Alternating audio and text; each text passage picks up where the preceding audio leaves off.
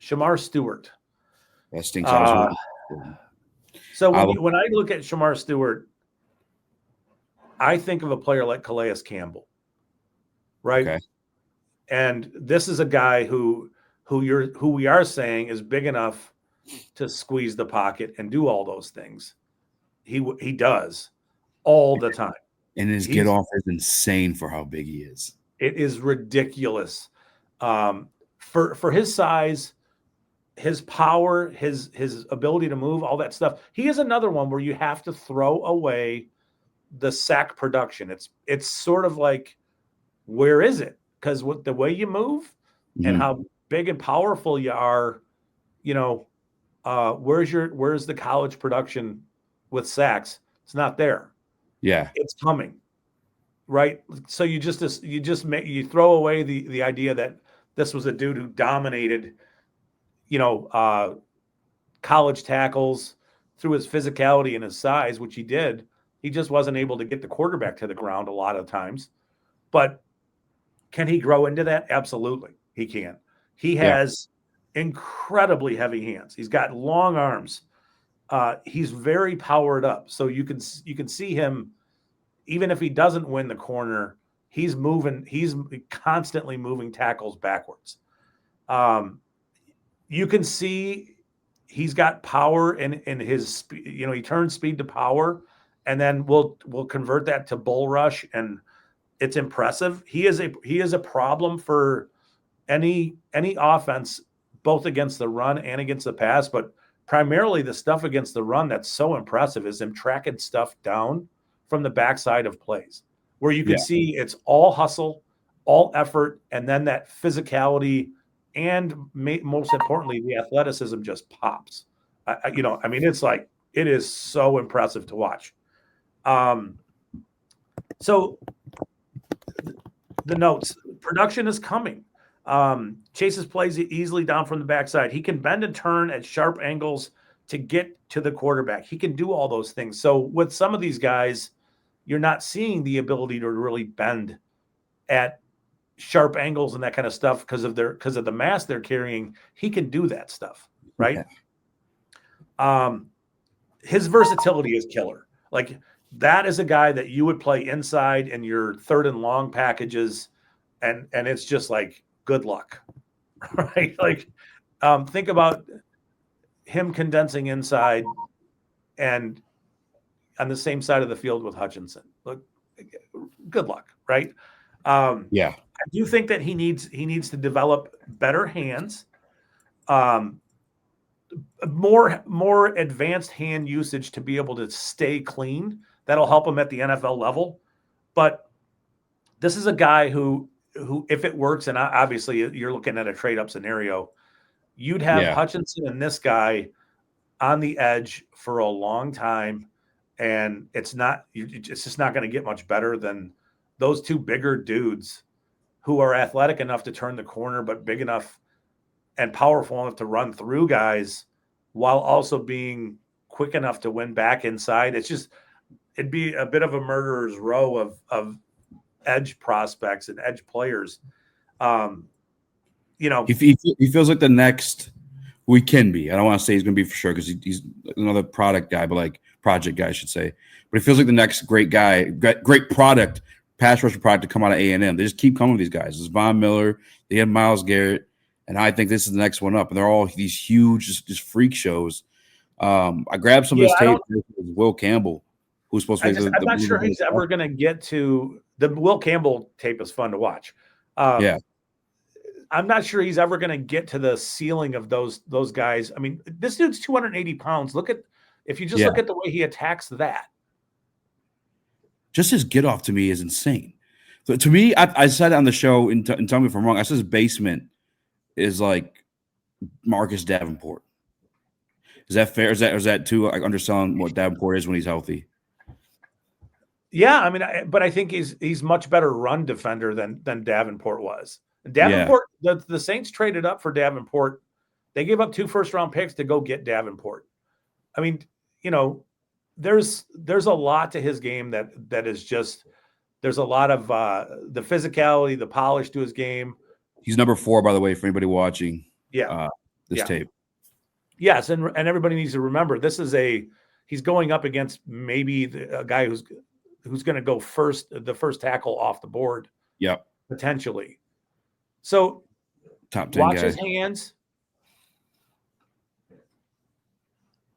Got held there a little bit. Yeah, I mean, that. Yeah, there's so much holding that goes on in college, but yeah, look at him. Yeah, I mean, so he's kind of running through him. Will Campbell's really good, and Will Campbell has a plan. This is where there are times where, I mean, right there is a great example of the bending around the corner, that last snap. This dude's 285 pounds to bend like that. This is that last rep was, one arm, a little bit of bull rush, kind of collapsing the pocket. You can see it right there. Yeah. The Lions are going to look at that snap and think, man, we love that. Look at how much he moves Campbell. Yeah. And it doesn't mean he's going to win all the time against a guy like Will Campbell. Because he's not, but like this. Look at the arms, dude. Right. And you can see in that snap, if we can go back to that one in particular, he takes Will Campbell's arm and just kind of rips it off of him. I don't have a way of fast forwarding it. That's fine. It's good. It's just, and I understand people are going to kind of roll their eyes at the possibility of trade up. And I also understand it's pre-combine, right? Mm-hmm. But this is a guy who I think is worthy of that particularly for where the Lions are, both in the short term and in the long term. Like, if that dude hits, man, they're cooking for a long time. So the two things he's got to figure out and work just a little bit on is a little more advanced hand usage and having more of a pass rush plan. And those things do go together, right? Mm-hmm. So I'm not saying he doesn't have things to work on because he does, but there's that with him. I love him as a prospect. I think others are going to start to talk about him like this as the process wears on. Yeah, I big Shemar Stewart guy. I know my some of my peers, some of my buddies over there at Crunch Time, that they're not the biggest fans because they don't like the college production. But like context that tape we just put on again, that once more that is going against a top 10 tackle, a top 10 draft pick, I should say, the tackle position in Will Campbell. The other guys, he's there for the sacks. He's just missing them. Or maybe Nick Scorton, the guy we just talked about beforehand, he's the one coming through cleaning up. He is causing chaos, and he's a monster in the run game. And I think Detroit Lions. That's some of what we didn't show was the run game stuff. Like, he is a beast, and it's impressive to see him just get untracked and chase stuff down. Like, they'll run, inside zone away from him, and he'll track down the running back before he can make the cut up the field. Kind of stuff. It's really impressive for a guy as big as him to do these things. The effort that's there and the ability to play against the run is very, very impressive. And the reason why I think you absolutely have to trade up is he went to the Senior Bowl. He was there for what, 2-3 days, and he went home. Yeah. Somebody spoke to somebody, was like, "Yeah, you don't got to be here." My guess is he's going to go somewhere around 10 to 12 in that range. You'd have to be really bold about getting up there. It would require a lot, but I think long-term about what he could be in a few years, both what he is now, but with what he could be as he develops as a pass rusher. Yeah. And but I also get it that trading up is not necessarily for some people. They're going to scoff at the idea of trading up, and I can feel the eyes rolling. Let's just leave it there. I can feel it. Does it every year. You moved to 12 for JMO. You moved to the first round multiple times, if I'm not mistaken. Yeah, he moves around. You don't have no problem doing that.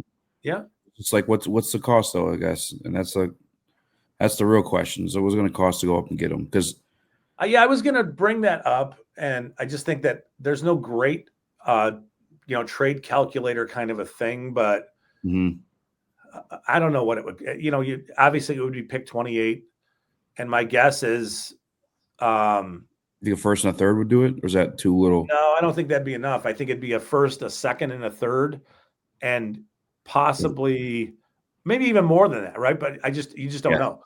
But maybe the second could be, and I don't know. There's differing values on these things. It would cost a lot. It would. There's just no way around it. So I get it. That may be prohibitive for some people to even want to consider it right now, but it's just something to think about because this guy's a different dude than anybody else in this class. He is. So Daniel Jeremiah just did his mock draft 2.0, like I want to say Monday it was. Yeah. And I believe Stewart was at 27 just before us, the Ravens. What are the knocks that he could fall in this class? I mean, why would someone like have him that low? Because he doesn't have a ton of sacks at the NFL level. Mm-hmm. Or I'm sorry, at the college level. There's not a lot of pass rush productivity there. I don't know why. I don't know how this guy in this class gets to that far in a draft where you might have 10 or 12 first round type players. Yeah. And beyond the first couple picks, they're all projection players anyway. They all are. Yeah. So yeah. I mean, I'm not gonna argue with Daniel Jeremiah and his contacts and that kind of stuff. I think that, again, it's early in the process. Mm-hmm. My assumption through this whole thing is that Shemar Stewart's going to rise in the process. And once they see that 10-yard split, they'll be all over him. Yeah. I mean, if he runs quick and fast and all that stuff, yeah, it's going to change some things. And again, everybody go back to the film. That's another thing that confused me too, because I know Jeremiah, his saying is he does rankings with his eyes, mock drafts with his ears, and him just falling 27 just doesn't make sense to me, especially if he left the Senior Bowl early. Because I feel like the only reason you leave the Senior Bowl early is your agent had spoken to somebody and was like, "We're interested in grabbing you," and, fairly early. I think it's maybe not even that their agent spoke to somebody, but when you show enough through a practice or two, and everybody knows what that looks like, there's no reason to be there anymore. Like, hey, I showed it. I showed everything I can do, what I can be. Mike Green did the same thing, right? Like he ran over Josh Connerly the last practice he was at, and that was enough. Like, all right, I showed what I needed to show this week. We're good, So I don't know that. I mean, I'm with you. It definitely tells you some things, but we'll see. We got a long way to go. Yeah, I'll tell you what. If he's anywhere near 20, I could see Brad making the move. I mean, just last year you saw him move to 24 for Terrion. I think this kid would be. I think he could project to be better than Terrion at his position. Is that crazy or no? No, it's not. It's not crazy. I think that if we want to consider what a trade might look like, what did you give up to go up and get JMO? You went up to pick 12, right?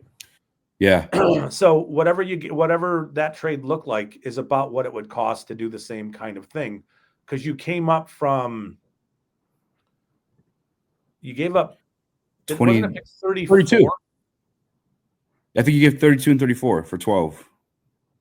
Yeah, whatever it was. I don't know exactly, but they got pick 46 back. Yeah. So they gave up more, but so there's the framework around something that was pretty similar and recent. So Lions gave up 32, 34, and 66 for 12 and 46. Right. So that ain't bad. You gave up for number 12 first. Yeah, you gave up a late first, an early second, and a late second for a mid-second and pick 12.